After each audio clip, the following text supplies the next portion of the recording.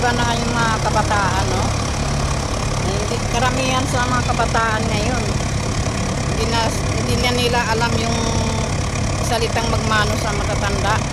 Alam mo, nung araw, hindi pwede sa amin mga lola or matatanda na hindi magmamano pagka dumadating sila. Siguro dapat nating ipaalam sa mga kabataan ngayon, sa ating mga apo, anak, na ibalik yung dati kagalayan na tinuro sa atin ng mga ninuno, yung magmano sa matatanda pag may dumadating matanda. Kahit hindi mo kamag-anak, hindi mo kano-ano, basta matanda na, sabihin natin sa kanila na magmano sila bilang paggalang sa matatanda. Kasi ngayon kabataan ngayon, iba-iba, kaiba na eh.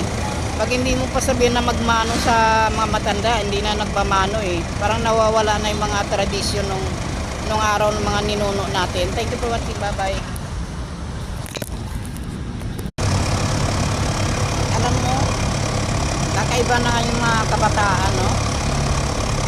Karamihan sa mga kabataan ngayon, hindi na nila alam yung salitang magmano sa matatanda. Alam mo, nung araw, hindi pwede sa amin mga lola or matatanda na hindi magmamano pagka dumadating sila.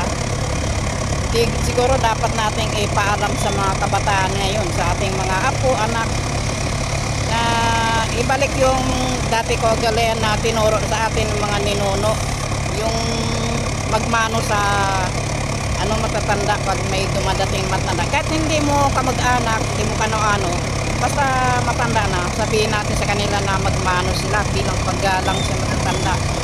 Kasi ngayon kabataan ngayon, iba-iba, kaiba na eh. Pag hindi mo pa sabihin na magmano sa mga matanda, hindi na nagpamano eh. Parang nawawala na yung mga tradisyon nung araw ng mga ninuno natin. Thank you for watching. Bye-bye.